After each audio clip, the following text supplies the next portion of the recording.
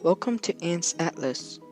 In this video, I'll be making a tutorial about how to turn a test tube into a queen ant's home. Firstly, you'll need the test tube. You can find these at most dollar stores, or you can just order them online on eBay for a very cheap price. The size of your test tube will vary on what genus you have. For example, if you had bull ants, you would need a big test tube like this. But if you had Phodole, you wouldn't need such a big test tube. This is a bull ant queen put up next to a matchstick. And here we have a Phodole Megazophala queen with her workers surrounding her, holding her eggs. To get started, you will need 2 cotton balls, an ear swab, and some water. Once you have filled your test tube halfway with water, get one of your cotton balls and push it down slowly and let it soak up some of the water. Remember to go slow so that your water does not flood past the cotton ball.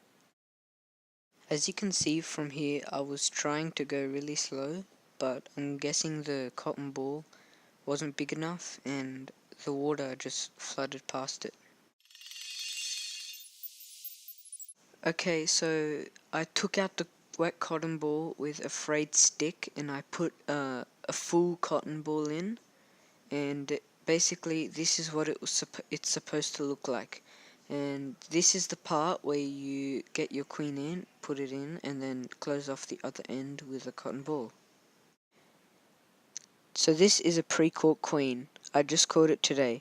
If you want to know how to catch and contain queens, then stay tuned to my channel and I will make a future video on capturing queens and identifying them.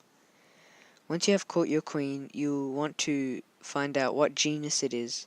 This is an Iridimyrmex genus queen, because I know this because it is their season, their nuptial flight season.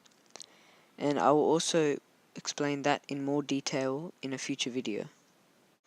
This is the end outcome of the test tube, and once your queen is in it, you will need to put it in a dark place and leave it there for a few months. In the test tube, it will lay its first eggs, and then they will hatch into larvae, and then they will pupate, and then they will hatch into adult ants. You don't have to feed your queen if it is fully colostral, because it recycles its wing muscles and turns it into a liquid which it drinks for itself and also gives to its brood.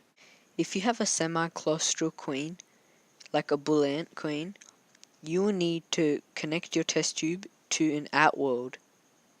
An outworld is where your ants will come to forage for the food that you put down for them. Semi-colostral queens are queens that cannot use their wing muscles and turn them into the liquid to feed their brood and themselves. This is where I keep my queen ants. Note how I keep them in a dark spot where they will not be disturbed. As I said before, make sure if you're going to check up on your queens, only check up on them once a week at max, because you don't want to stress them out, because they might eat their eggs or they might not even lay eggs. Note how this queen tends to her eggs and picks them up and moves them around. So you don't want to stress them out because they could die. And on nuptial flight days, don't just collect one queen and be happy. Collect multiple. As you can see, I've collected 3 queens. One of them, I think, has stopped laying eggs, so I might move it. I might just release it. And this is my most successful queen, and that queen that we've been working on today is the newest one. This queen has laid eggs just after a few days, and now it's been around almost a month, 3 weeks, and into the founding stage, and it already has eggs. And see how it picks up its eggs to move them around? Note how this queen moves her eggs from one spot to another. You should always try and provide your queen with a heat and moisture gradient. If you have a heat mat or something lying around, place one end of the test tube, not on it, but like slightly away from it. And if the queen moves her eggs closer to the lamp, move it up and down and modify it to how your queen likes it.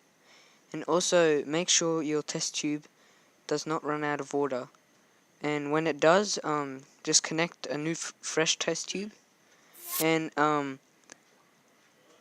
leave one in the light and cover up the new test tube with some black paper or something like that, and the queen will eventually move into it. So that's about it for this tutorial. I hope you've enjoyed it and I hope you've learned something. Please like and subscribe to my channel. Thank you for watching.